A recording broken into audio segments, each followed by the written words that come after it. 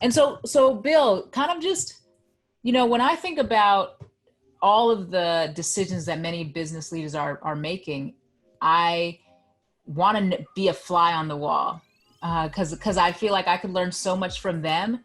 Really trying to lead these larger organizations, in which can help me to just lead my own life. So what are some of the things that you as a CFO have been asking and answering that could be applicable for some of our students watching right now when it comes to their finances? When it comes to their personal finances? Yeah. Look, if they were to look at themselves as a business, right? And hey, I need to make sure this is operating properly. What are some of the Yeah. questions that you've been asking for your company during this time that students can apply to their lives? Well, I'm not an investment individual, so I'm Yeah. not a broker. But this is a unique time. The market is way down in some areas and way up in other areas with other Mm-hmm. companies. So there's businesses that are going to thrive from this. There are businesses that are going to thrive until a vaccine comes through. Mm. And then those businesses will go back to another level that they, back to their old levels. And so it will be interesting to see how this all does shake out. I think at the moment, I think the big things that companies are struggling with is the compliance to all the state regulations, to all the federal government regulations, to all of everything that's rolling out related to the COVID-19 issue.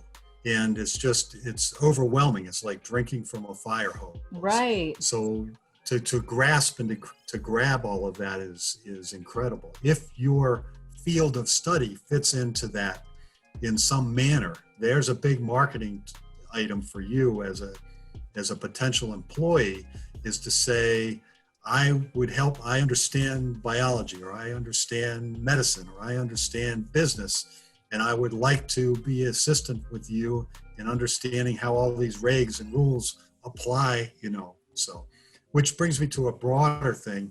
I would recommend, there's a book from Jim Collins called Good to Great. Good to Great. And it is not you may have read it before, but Jim Collins, Good to Great, it's a book about how to make companies great. Not just be good, but how to make them great. It's not for the resume, if you will. However, it gives you a very good gist of how companies think. So you can start to think the way they think. And that helps immensely when you go into an interview process, and understanding that there's a bus. He uses a great example of a bus, and if you fit on that bus, if you have the right personality, the right demeanor, the right talents, the right skills, they want you on that bus no matter what. And if you don't have those right skills, then they don't want you on their bus. Go find somebody else's bus to get on, is what they're saying. And when you start to grasp that, and you go into a company and you do your research before you go into that first interview, you find those little nuances in their company where you say, I could help that company. This is where I could help them. That's what they want to hear. They want to know that you're going to jump on the bus with them, and they're going to follow them wherever they drive that bus. Right. That's super helpful. And I guess, what are some of just in your role as CFO, I'm just curious from a leadership perspective, either when it comes to leading yourself, what are some of the biggest lessons you learned when it comes to being yourself? So in your role as CFO, what are some of the biggest lessons you learned when it comes to leading yourself that students can apply as they try to lead themselves in this new season? Never compromise your integrity. Never compromise your integrity. That's the biggest I've learned. So it can even come as a detriment to your career, right? Because you do the right thing and somebody doesn't do the right thing. And if the management doesn't support the right thing, it can even be a detriment. But I found in your long-term career, I should rephrase that, in your short-term career, it could be a detriment. It is never a detriment in your long-term career. That respect that you will gain by that is incredible. So integrity would be my number one statement. So That's great, Bill. Because when I think about our mission here at Student Dream, we want to help, young people of color build wealth. And the way we define wealth is making more than you spend with integrity, joy, and generosity. So that's great that you you mentioned integrity. And just back to navigating this new season, what questions do you think that our students should be asking and answering? What should they be asking and answering? That's a really interesting question. I there's so much to be there's so much in that topical Yeah. category. When it comes to career, personal finances, navigating this new normal. Yeah, to me, on a personal note, with Please. their personal finances, this is not getting into the job situation. Right. Safety.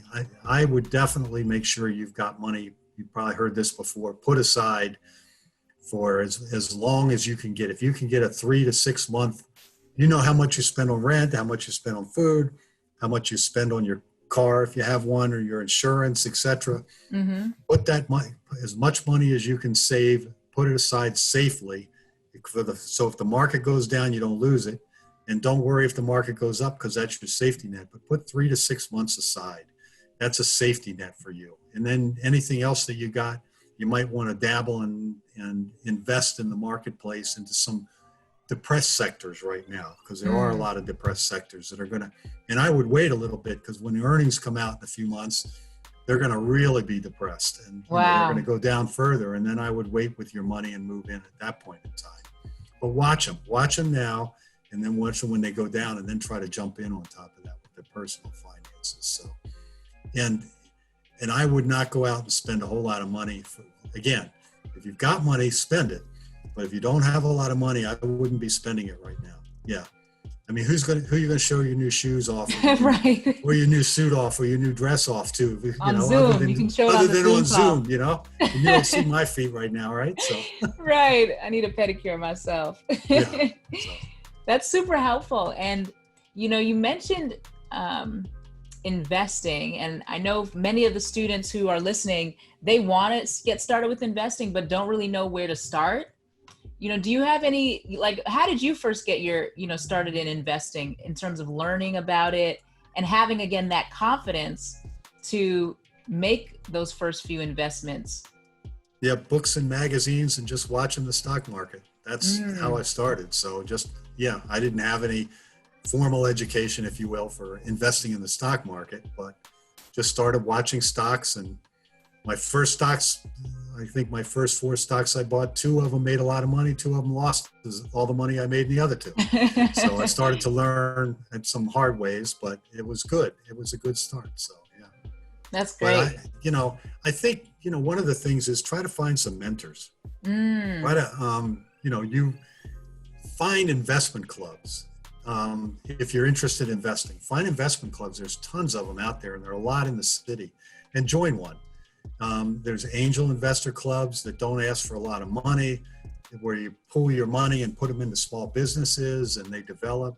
So, or just as an investment club that you probably on your campus, for all you college students, have an investment club on your campus that you could probably keep in touch with.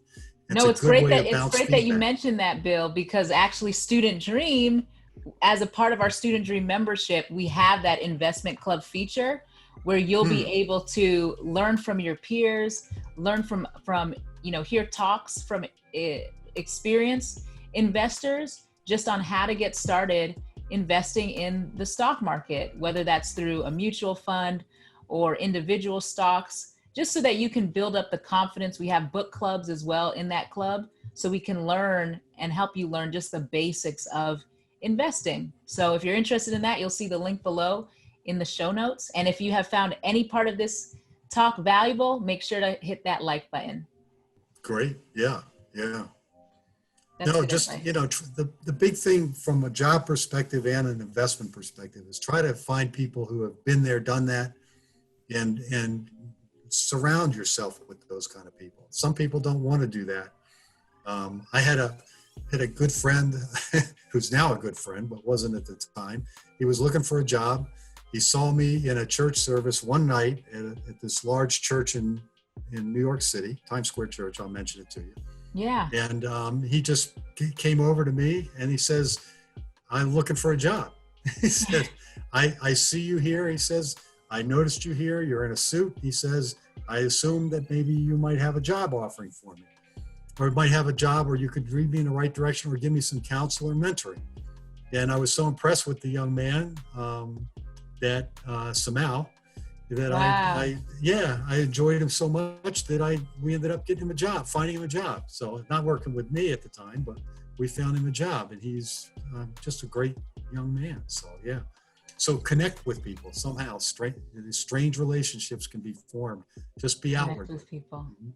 I appreciate that. And so, Bill, you're kind of an elder here, right? For us, I consider you to be an elder. And so you're not offending me. I know. And I think one of the, best places to find wisdom is from our elders. And so I'd love to take the opportunity, if you're talking to, someone like me and our students and helping them to see long-term, because a lot of times as young people, we can easily only plan for the short term. But if you're trying to help us see the long term, what vision would you be pointing us towards? What do you want us to see that you can see happening 5 years from now, 10 years from now, 20 years from now in the world of work and career opportunities? It's what I can't see that encourages me about the younger generation. Mm. And what I mean by that is because I am the elder, I'm a little bit, I don't see quite the opportunities that you see as a younger individual with the whole world set in front of you and the work, all of your work life ahead of you or your entrepreneurial life ahead of you. It's fascinating to me. And if I could regress, the disruption to the world has just created so many new opportunities, unforeseen, that it's just there for the taking now, to go out and grab it and see it. And your vision and your opportunities are unbelievably paramount to the fact that the world can function in a different way than it has functioned before. Right. I mean, and what do I mean by that? The pandemic has brought world leaders together. It's brought party leaders together. It's brought governments together. Right. It's fascinating. And they're probably going to regress again, shame on them. But it brought them together for a piece of time. And right. I got to believe that little bit of time that the pandemic is going to bring the world together could be solidified into much lengthier time frames. I'm not sure I'm answering your question, but to keep the hope and to see the opportunity of the future, and and each one is a small step. You're not going to save the world initially, but if you ever notice the great ones, they take one step at a time. They start one place at a time, one little thing at a time. And I'll liken everything to investing. If you're going to invest, start with $25, start with $50. Robinhood, I think the investment tool lets you invest with, I don't know for sure, but I think $10 or $15 or $25. Mm-hmm. When you're working, put aside $10 or $15 every week. You'd be surprised if you do a compound averaging, it'll grow. And by the time you're 30 or 40, you'll have $1 million. Right. If you invest in the right things and you keep putting it away faithfully. So that little seed money can turn into a big blossom as you go through. And that goes for ideas too. Don't lose hope with your ideas. So yeah. Thank you, Bill. This has been so helpful. But take good counsel too. If your ideas, if people tell you that your idea is no good, don't hang on to it forever necessarily. So. No, some people need to hear that. Some people need to hear that. This has been so helpful, Bill. I guess my final question to you is any last, thoughts to our students who are listening and just navigating and asking the question, man, how in the world can I, make money during and after COVID? Because I want to be able to support myself and my family, my community. Any final thoughts on that? Yeah, I'm one of the believers that there's going to be this pent up demand, and there's going to be this surge of opportunities out there. And I use the simple examples like my hair right now. I haven't had a haircut in 3 months. Wow. Neither is a whole bunch of other people. So the barbers are going to get real busy there for a while. And people are still going to go to barbers, and people are still going to go to get pedicures, and people are still going to go get manicures. And there's this pent up demand that will flush through. But there's also these new opportunities, which you all see more than I would ever see, that are going to change the whole way we do business right now. So it's going to be, I see delivery from restaurants not diminishing, that people would, because the restaurants are now going to have to do social distancing. So guess what? The restaurants want to reopen. Their delivery is going to have to be on their agenda. Right. So, and having spent a few nights in New York over the last couple months at work, in the apartment, I find that I'm getting some really good meals delivered to my door now because some of the nicer restaurants are actually delivering. So, right. Yeah.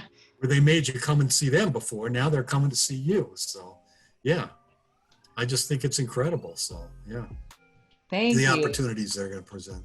Yeah. Big opportunities. Well, thank you so much, Bill. I really appreciate you being here.